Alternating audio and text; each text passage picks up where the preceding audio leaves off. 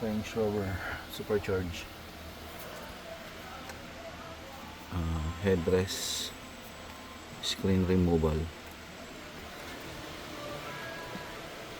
So una guys, ito lang unang tatanggalin niya. Ito yung mga clip niya. Dito sundutin mo siya rito, sticker.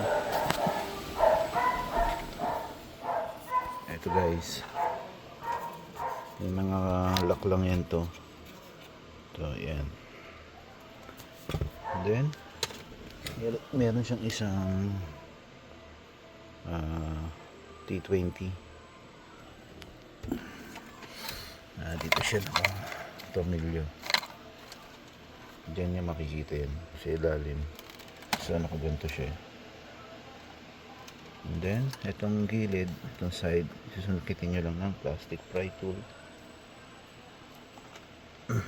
Kabilaan kasi dito siya nakalock. Ayan. Then dito lang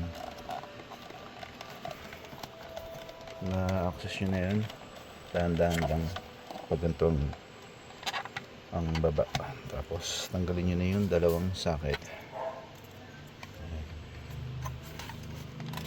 Ayun na. So ito lang guys, ito ayan, dalawang yan, tapos yung tornilyo, tapos itong cover nya. So ayan, hindi may iwasan maputol talaga yan guys, kasi mahirap siyang sungkitin. Kaya ganito siya, pero kumakapit pa naman siya. Ayan. Ayun, nahulog na. So ayun lang guys, maraming salamat.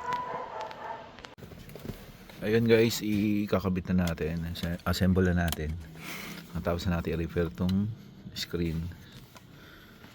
So ayan na, balik na siya sa dati. Ito yung sinasabi kong bolt. Ayan. Tapos magkabilang gilid, ayan yun.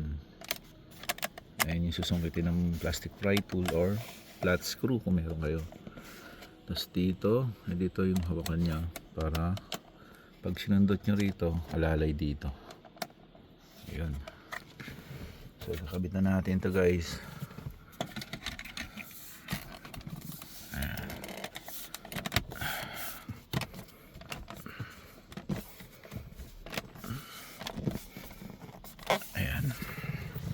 Ganda na niya ulit. So may testing natin kung working itong ginawa nating screen. Okay, so ito guys, testing na natin, gumana na siya. Okay, working na siya. Ang layo na sa una.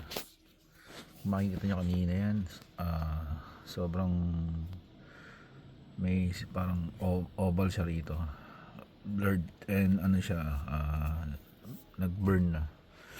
So ayun, tapos na natin. Okay.